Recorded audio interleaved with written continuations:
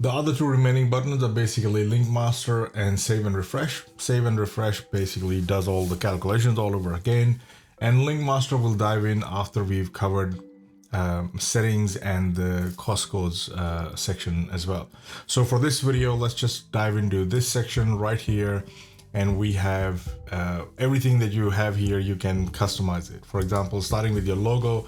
If this is your logo, what you got to do is go into insert and then select image and image in cell, not oversell, in cell. So when you select in cell, it'll say, hey, upload the image that you want to put in there, and then you drag and drop an image over here. I've used because we have a dark background, so I'm just using a smaller image. So but you have to adjust the resolution of this. So once you do that and you press, you'll see all of this is linked.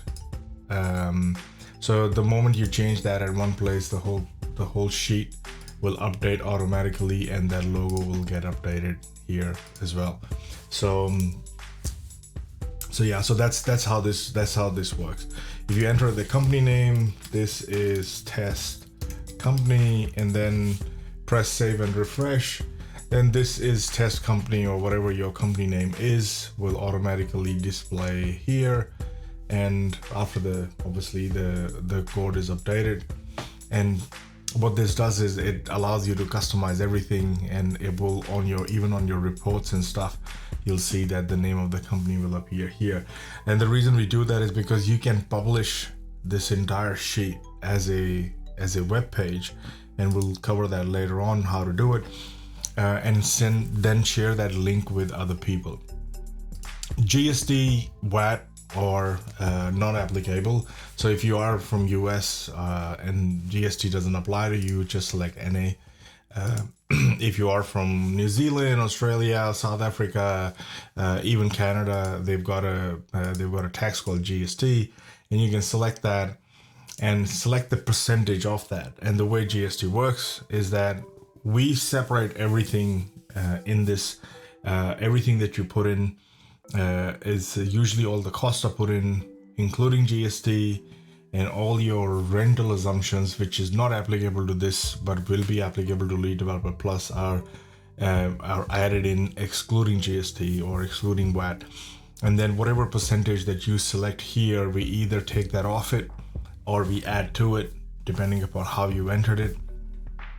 And we report it separately. We report it separately in a report called tax, and that's basically all your GST liability. So you are allowed to claim the GST on all the costs that you are putting in, so you get a refund for those. And when you actually make when you collect that, so you sell something and you collect GST on it, and then they are collected and reported here separately. So we do not, so all calculations take place net of GST. So you can put in the values there. You can select your unit of measurement. You can even select the currency symbol. So if you were to enter euro or pound symbol or any other currency symbol here and press save and refresh, that will get pushed out to the entire calculation. So you can see all calculations and reports in your currency that you've selected in this sheet. And for example, if I was to add the euro symbol here, press enter, and then if I press save and refresh, this will get pushed out to the entire cash flow summary page, and you'll see that instead of dollar, everything will get reported back in the euro symbol. So as you can see, it has been updated, and your feasibility is now in euros. That's the reason we do the link master, so that these simple things you don't have to do again and again. This is just a color legend. Blue cells are all input cells, so everything that you see here you can change, you can delete it and start entering your own details here. Black cells or gray cells are all your calculation cells. Orange cells are a little bit different, and they are linked but editable. So you'll see that over here there are certain dates that they are linked, and you'll see that there's a formula here. Those are the only places that we've used formula, because we need to populate the entire project timeline based on the values that you enter here. And to make it easier, we do it based on these formulas. But once you change them, they become static and they become editable. So orange cells can be edited. Red cells, caution, do not edit. You'll only find them in the cost code section right at the top here, because they are linked to other sheets. So if you have something, if you're buying land and it includes GST or it doesn't include GST, then you select the appropriate code. And actually in some of these, you don't even have to select them. They are automatically linked in the background. So that these red ones are the only ones that we don't want you to change. Everything else is all editable. And we'll go through each one of them. But right now we're just focusing on this section. So we've got stages. Stages is another granular way for you to separate your cash flows.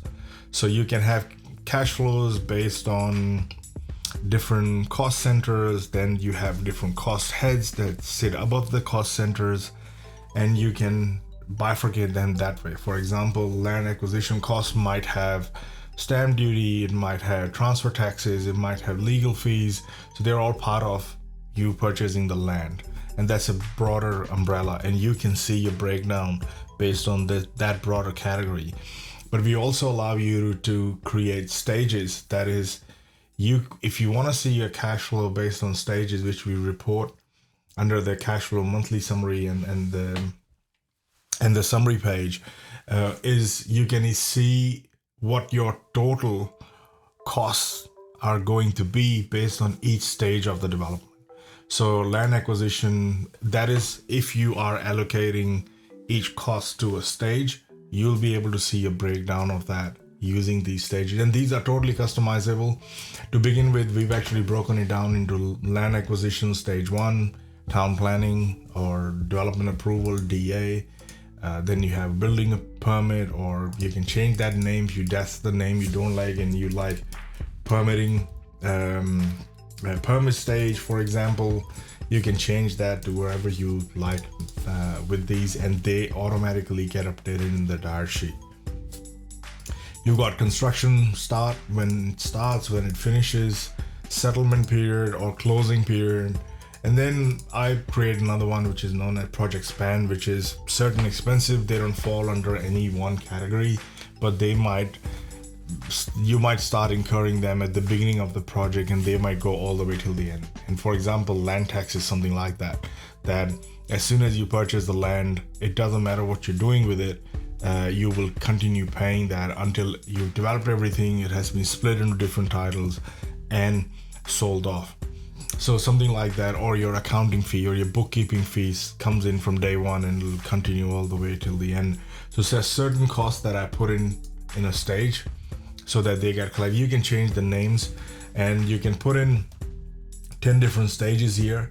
You can change their names. It's like a high level thing. And as you are budgeting for each individual cost item, you can allocate a stage to it.